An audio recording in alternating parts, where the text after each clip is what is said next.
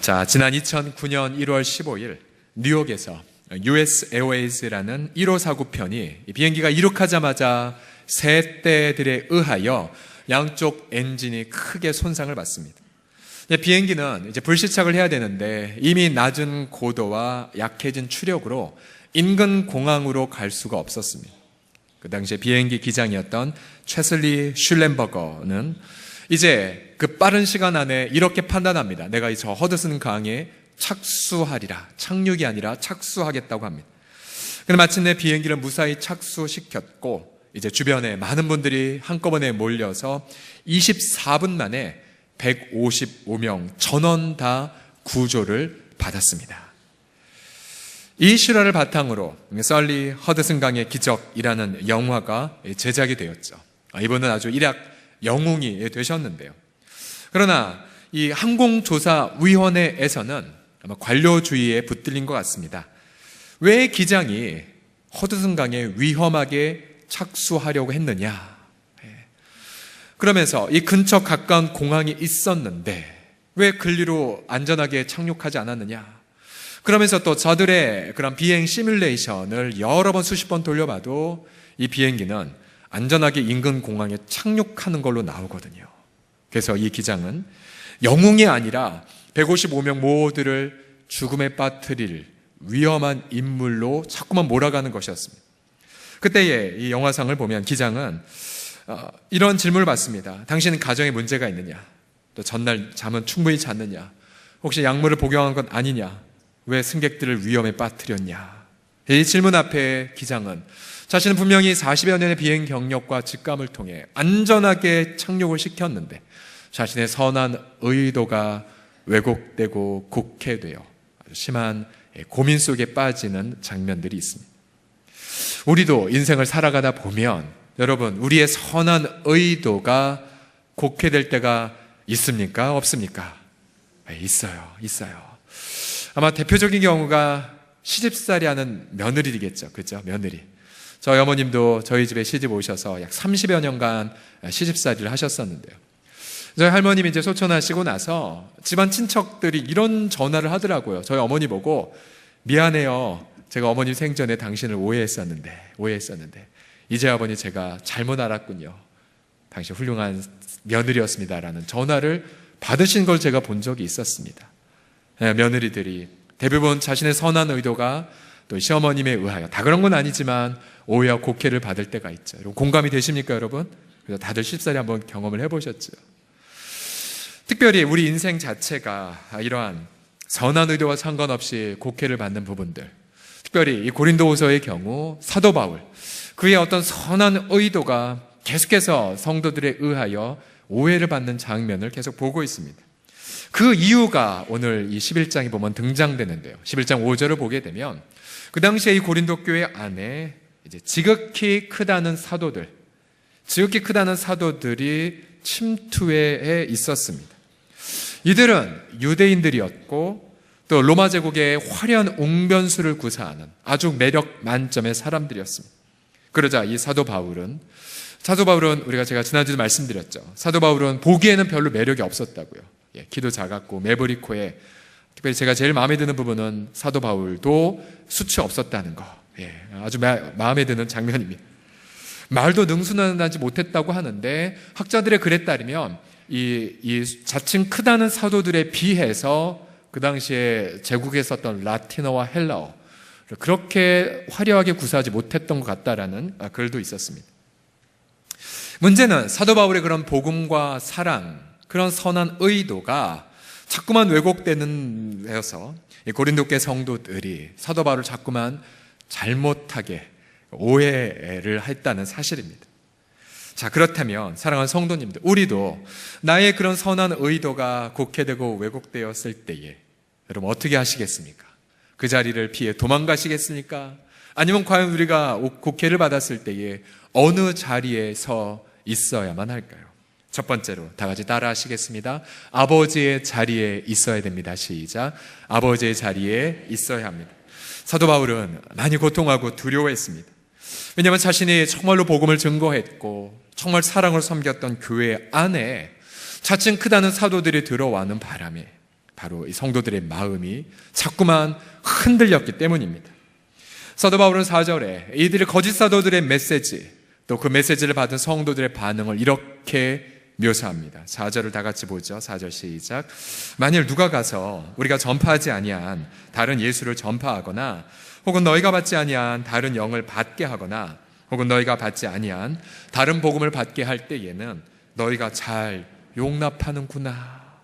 즉 고린도 교회 성도들이 받았던 것, 정말 겉보기에 매력이 가득했던 자칭 크다는 사도들에게 받았던 메시지의 내용은 다른 예수였고요, 다른 복음이었고 다른 성령이었습니다.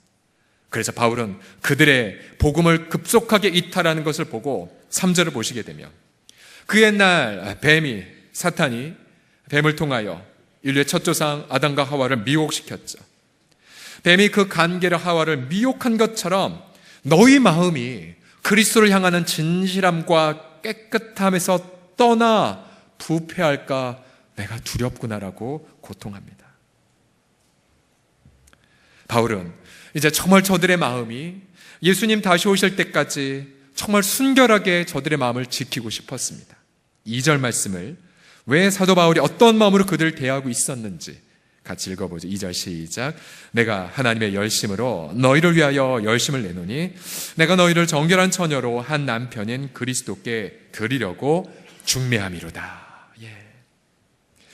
우리가 보통 이 중매라는 단어를 보면 마담 뚜 무슨 역할인가 보다라고 오해를 합니다. 그러나 그 당시 2000년 전에 이 로마 제국, 또 2000년 전에 그 유대인 사회에서 중매는 누가 했냐면 아빠가 했습니다. 아빠가.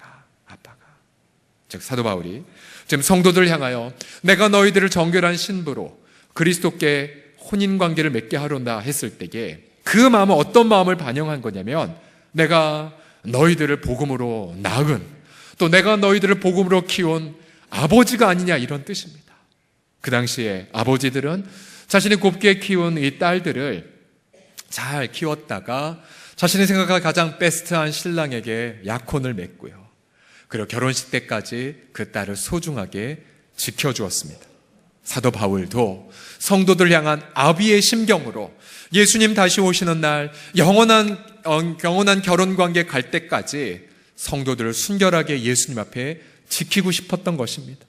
요한계시록 19장 9절을 보시게 되면 예수님이 다시 오셔서 우리가 예수 그리스도와 영원한 언약관계에 들어가는 것을 혼인으로 이렇게 비유하죠. 어린 양의 혼인잔치에 청함을 받은 자들은 복이 있도다. 아멘. 그래서 바울은 비록 자신의 선한 의도가 곡해를 받고 오해를 받아도 아버지의 자리에 꿋꿋하게 서서 마지막 날 예수님이 다시 오는 날까지 성도들을 책임지고자 했었습니다. 그러나 당시에 자칭 크다고 하는 이 사도들, 그들은 성도들의 운명에 대해 조금도 관심이 없었습니다. 그들의 유일한 관심사가 있었다면 자기 자신이었습니다. 바로 요한계시록 바로 앞에 있는 유다서 16절을 다 같이 읽어보죠. 시작. 이 사람들은 원망하는 자며 불만을 토하는 자며 그 정욕대로 행하는 자라. 그 입으로 자랑하는 말을 하며 이익을 위하여 아첨하느니라. 왜 성도들의 마음이 그렇게 거짓 사도들에 의하여 마음이 빼앗겼을까요? 아첨했죠. 그리고 겉보기 쉬운 길을 제공했죠. 그래서 예수 그리스도의 그 복음이 아니라 세상 사람들도 그렇게 받아들이기 쉬운 세속적인 가르침을 선파했던 것입니다. 그들은 돈만을 추구했고 쾌락만을 추구했고 자신의 명예만을 추구했죠. 성도들의 영원한 행복과 안전에는 조금도 관심이 없었습니다. 왜냐하면 그들은 아버지들이 아니었기 때문입니다. 아마 우리 교회 여러 사역들 가운데에 자신의 그런 선한 의도가 가장 많이 곡해를 받는 현장이 있다면 어디일까요? 아마 우리 주차 요원들 해당이 될 것 같아요. 아침부터 일찍 기도하면서 열심히 섬기지만 일부 성도들이 주차 요원의 말을 잘 안 듣는다면 자꾸 상처를 받으실 수도 있겠죠. 그러나 특별히 가장 많이 왜곡이 되는 현장이 있다면 저는 주일학교 교사들의 현장이라고 생각합니다. 주일학교 교사들의 현장. 우리 선생님들은 일주일 내내 중보기도 하면서 설레는 마음으로 아이들을 기다립니다. 그러나 막상 아이들을 대면하면 절망을 경험할 때가 있죠. 도무지 선생님들의 이 정말 어제 밤새서 어떻게 하면 마음을 열 수 있을까 하고 해서 질문을 던져보면 아이들은 무응답. 또 정말 선생님은 침을 튀겨가며 복음을 선포하는데 아이들은 핸드폰을 묵상하고, 그렇죠? 또 선생님들의 신방 전화 받지 않고 문자도 응답하지 않죠. 그러면 그럴 때마다 선생님들은 좌절하고요. 그리고 선생님들은 자기 탓을 합니다. 내가 얼마나 죄가 많으면, 내가 얼마나 부족하면 아이들이 이럴까. 그래서 그런 아픔이 계속 지속되면 보통 11월 달 때쯤에 이런 생각을 합니다. 부장 선생님을 찾아가고 전사님을 찾아가서 여러 가지 핑계를 대서 저 이 자리 지킬 수 없습니다 라고 사표를 쓰는 경우도 있습니다. 혹시 오늘 선생님들 중에서 오늘 내가 그날인데 목사님 어떻게 알았지? 혹시 그런 분이 있을지 모르겠습니다. 그러나 우리 사랑하는 성도님들, 또 선생님들, 우리 아이들에게 필요한 것은 말 잘하는 교사들이 아니에요. 정말 아이들에게 필요한 것은 정말 매력 만점의 젊은 선생님들이 아닙니다. 정말 아이들에게 필요한 것은 아이들을 영적으로 책임질 믿음의 아빠들, 믿음의 엄마들입니다. 그 아버지들, 어머니들은 아이들의 미래에 먼저 가 있어서, 얘야, 나는 말이야, 너가 정말 예수님 잘 믿는 리더가 되는 장면을 지금 보고 있단다. 나는 그때까지 난 이 자리를 지킬 거란다라고 고백하는 분들. 그러고 보면 제가 17살 때에 제 주일학교 선생님 박노재 선생님이 만약 그 자리에 계시지 않았다면, 또 제가 18살 때에 정종산 선생님, 또 신종호 선생님이 만약 그 자리에 계시지 않았다면 아마 오늘날의 경철이는 이 자리에 서 있지 못했겠죠. 자신의 선한 의도가 곡해되고 외로워서, 그래서 외로워지십니까? 그러나 여러분, 우리가 있을 자리는 아버지의 자리, 어머니의 자리입니다. 여러분, 가정 안에서나 자녀 안에서나 또는 일터 안에서 여러분 지난 한 주간 외로움과 또 극한 억울함 속에 계셨습니까? 그래서 그 자리를 도망가고 싶으십니까? 그러나 우리가 있어야 할 자리는 아버지의 자리, 어머니의 자리입니다. 두 번째로, 우리의 선한 의도가 왜곡되었을 때에 우리가 있어야 될 자리는 뭐냐면, 다 같이 따라 하시겠습니다. 삶의 모본의 자리. 시작. 삶의 모본의 자리. 이제 사도 바울은 6절부터 거짓 사도들과, 즉 자칭 위대하다고 하는 사도들과 자신을 비교합니다. 6절에 보시면, 내가 비록 말에는 부족하나 그러나 지식에는 그렇지 아니하니 라고 말합니다. 여기서 말한 이 지식은 세상적 학문적 지식이 아니라 바로 복음에 대한 지식을 의미합니다. 사도 바울은 부활하신 그리스도를 대면했고, 그래서 그는 하나님의 영원한 예수님 안에서의 그 뜻을 계시받았습니다. 그가 왜 죽으셔야 되고, 그가 왜 부활하셨고, 또 지금 무엇을 하고 계신지, 또 죄로부터 어떻게 승리하고 이 땅에서 내가 어떻게 살아갈지에 대한 하나님의 지식을 성도들에게 가금없이 증거했죠.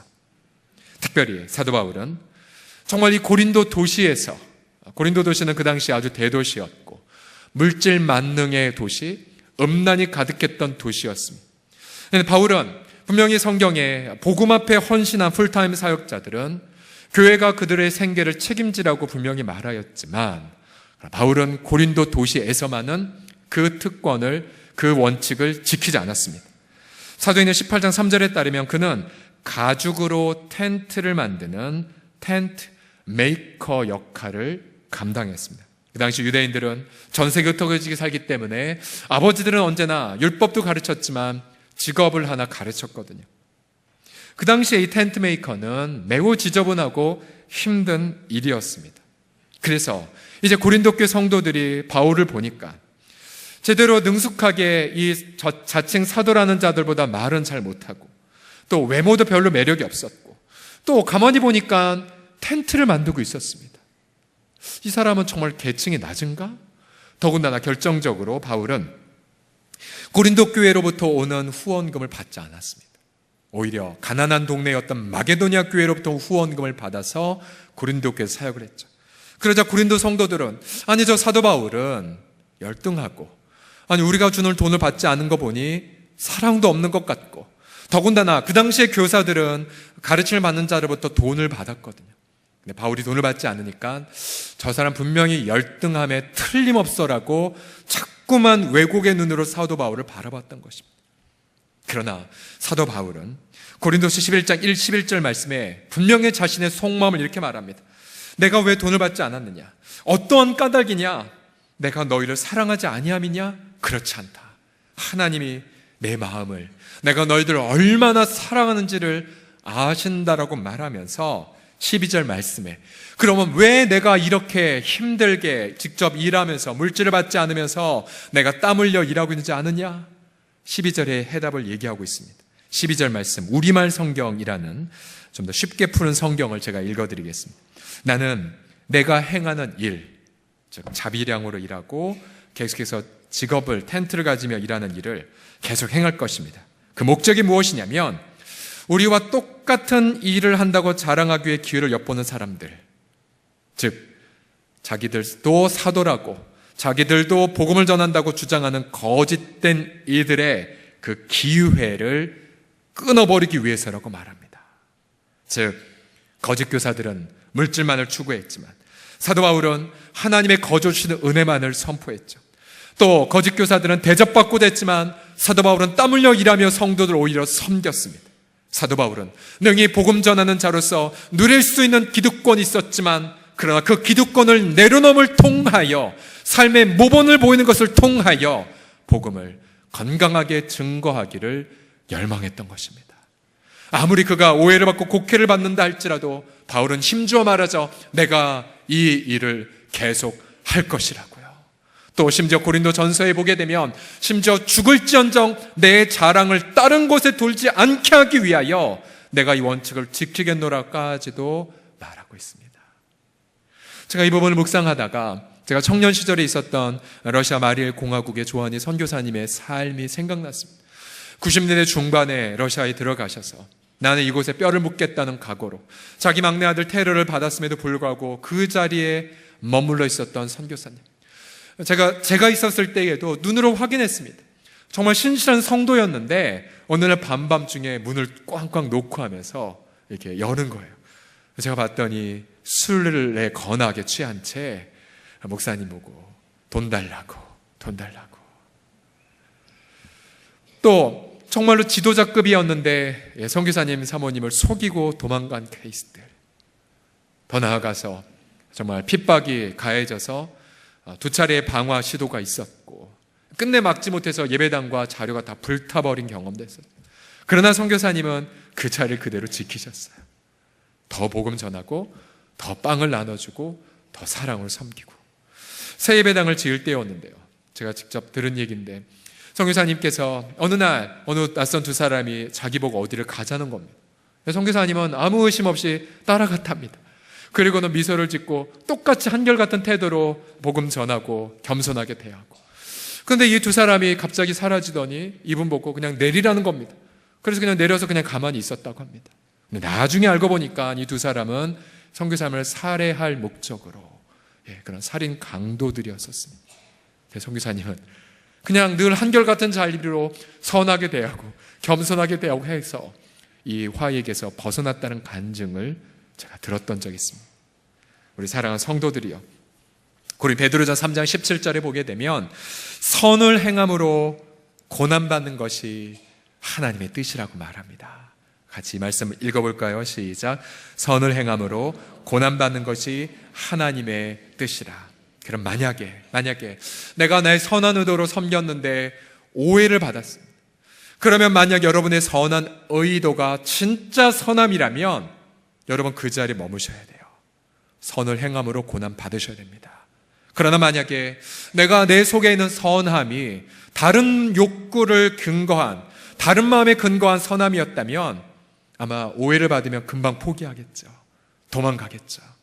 그럼 여러분 어떻게 자리를 지키심으로 우리 마음에 있는 삶의 진정성을 보여주시겠습니까? 삶의 모본을 계속 보여주십시오. 칭찬받지 않아도, 때로는 오해를 받아도, 때로는 무명한 대우를 받는다 할지라도 저와 여러분 모두가 삶의 희생의 자리, 선함의 자리, 겸손함의 자리, 선함의 자리를 언제나 한결같이 고수하시는 우리 모두가 되기를 주의 이름으로 축복합니다. 마지막으로 자신의 선한 의도가 곱게 되었을 때에 우리가 어디에 서 있어야 할까요? 다 같이 따라 하시겠습니다. 선명한 복음 선포의 자리. 시작. 선명한 복음 선포의 자리. 바울은 이제 13절에서 저들 자칭 크다라고 하는, 자칭 위대하다고 하는 사도들의 정체들을 밝힙니다. 같이 읽어보죠. 13절 시작. 그런 사람들은 거짓 사도요 속이는 일꾼이니 자기를 그리스도의 사도로 가장하는 자들이니라. 마치 사탄도 빛의 천사로 위장해서 사람들을 미혹시켰던 것처럼, 예를 들면 어느 특정 종교에 어느 교주가 동굴에서 묵상하다가 가브리엘 천사가 나타나서 썼던 글, 그러나 그 내용을 보게 되면 온통 예수님의 복음을 부정하는 내용들로 가득하죠. 그러니까 빛의 천사로 위장한 케이스들은 역사상 많이 등장이 됩니다. 그러니 지금도 얼마나 많은 위장된 미혹의 영, 얼마나 많은 거짓 사도들이 돌아다니겠습니까? 지금 현재 추산이긴 하지만 한국 교회에 이단에 속한 분들이 약 100만 명가량 된다고 합니다. 이들은 저마다 자신의 교주가 재림 예수라고 믿죠. 비교적 옛날 통계지만 우리나라의 통계를 보니까 재림 예수라고 주장하는 분들이 한 40분 되시고, 또 자칭 또 하나님이라고 하는 분들이 또 한 몇 분 계시다라고 하는 웃지 못할 통계들이 있지요. 이분들의 특징이 뭐냐면 추수밭을 기존 교회라고 생각합니다. 기존 교회. 또 이른바 산 옮기기라는 전략을 가지고 이제 기존 교회에 침투하죠. 또 10년 정도 그 교회의 일꾼으로 가장했기도 한다고 합니다. 은혜도 받고 선량하게 행동도 하고, 그러다 교회에 어떤 어려움이 생기면 작전에 돌입하죠. 또 성도들 개개인에게 향하여 335조를 짜서 묘략전도라고 하는데 신령한 선교 삶을 소개해 주겠다고, 또 이 성경의 난제를 해결해 주겠다고, 또 명쾌하게 비유를 풀어 주겠다고. 그래서 데려가서 마음을 열기 시작하면 결정적 순간에 영혼을 낚아채죠. 그래서 한번 영혼이 미혹되면 그 미혹된 영에서 돌이키는 것이 아주 많이 어렵습니다. 분명히 예수님은 거짓 선지자의 저들의 열매를 보고 확인하라고 말했죠. 열매. 어떤 열매입니까?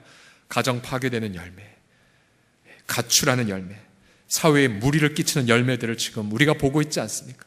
최근에 어느 이단 집단이 어느 큰 경기장에서 대회를 열었는데, 여러분 보셨지 않습니까?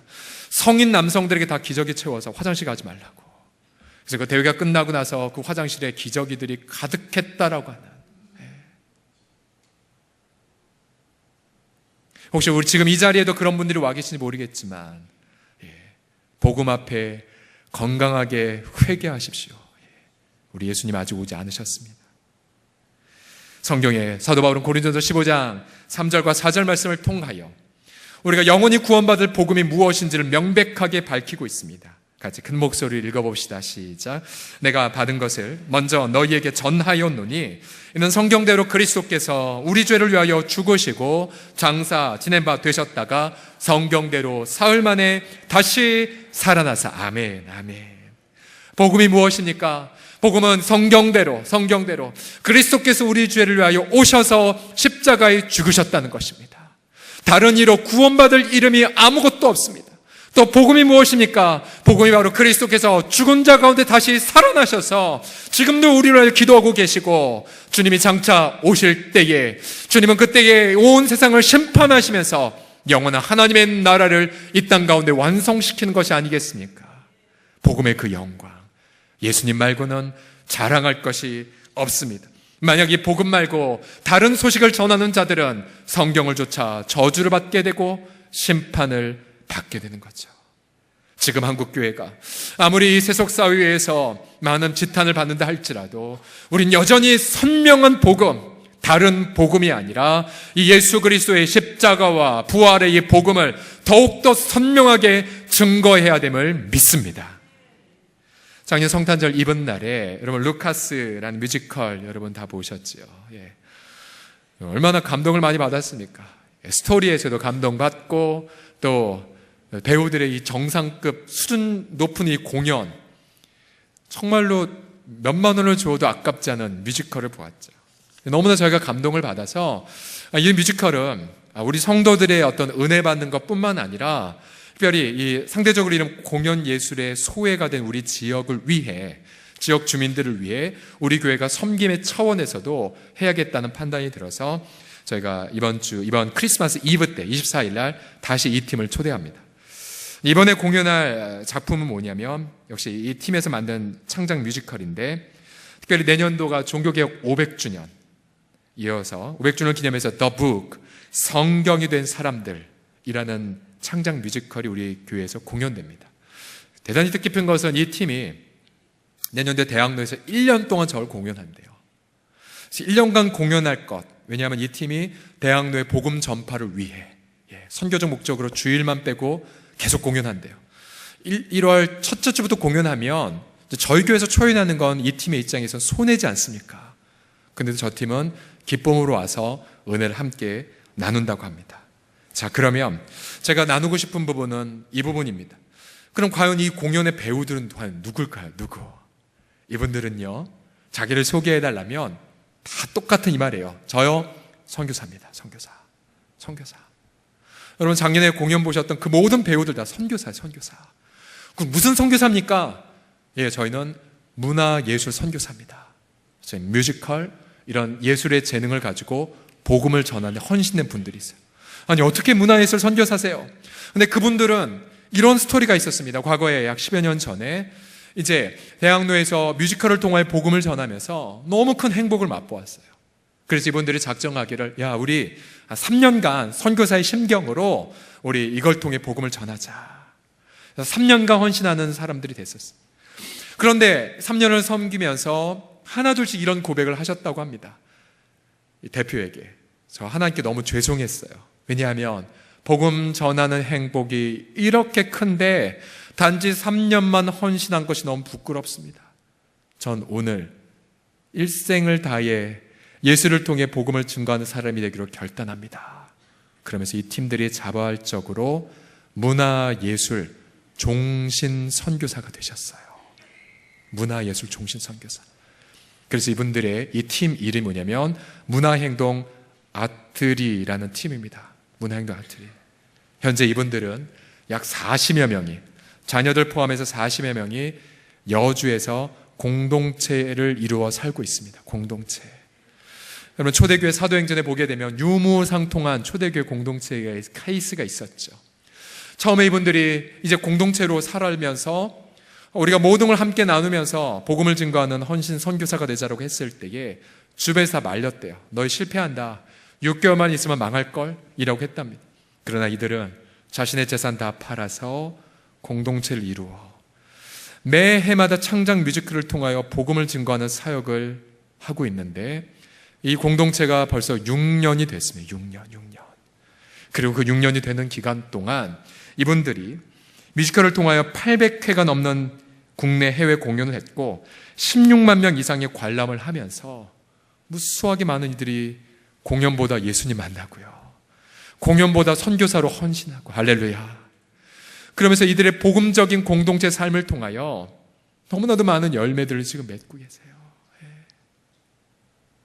이번 주에 그 대표되는 분들과 교제를 했는데 한 달 생활비가 얼마인 줄 아세요? 10만 원.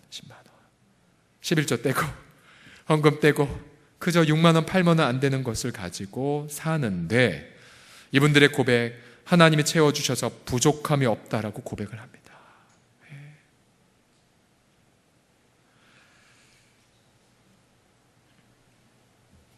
지금 우리 한국 사회, 한국 교회 물질에 찌들려 있고 또 여러 가지 권력과 수많은 많은 더러운 부분에 찌들려 있죠. 그래서 우리조차도 진정한 복음이 무엇인지, 진정한 복음의 삶이 무엇인지를 혼돈하는 세대 속에 있을 때, 이 공동체는 무엇이 복음인지, 무엇이 선명한 복음인지를 삶으로 선명하게 드러내고 있습니다.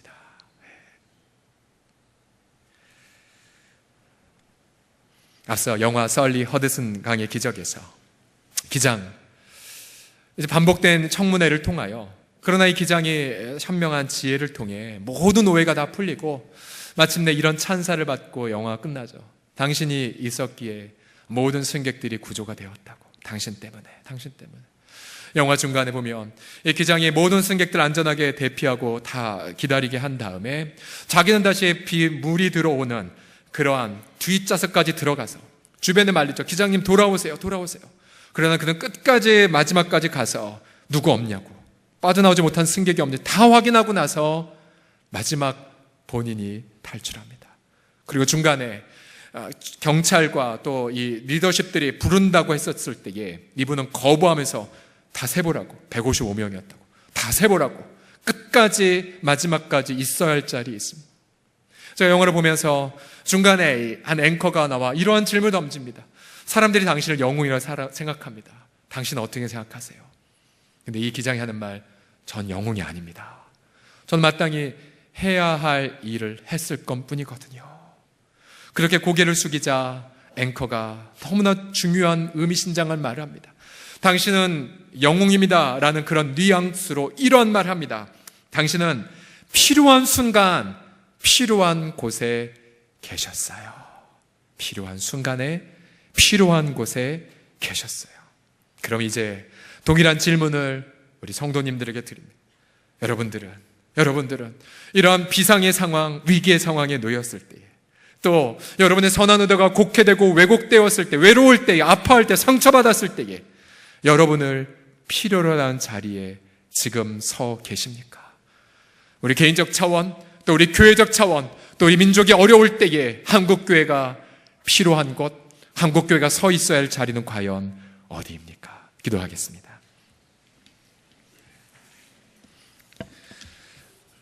우리 기도하는 마음으로 다 같이 자리에서 기립해 주시겠습니까? 이 시간 우리 주님의 십자가를 우리 마음 앞에 그려 놓으면서 지난 한 주간 또 최근에 자신의 개인적인 선함이 왜곡되어져 억울함을 겪으신 분이 계십니까? 행여나 부부 사이에서, 부모 자녀 사이에서, 또 일터에서 자꾸만 그래서 내 소중한 시간이 낭비가 되어지고 자꾸만 정말로 힘든 상황에 내몰리는 경우가 있습니다. 도망가고 싶다,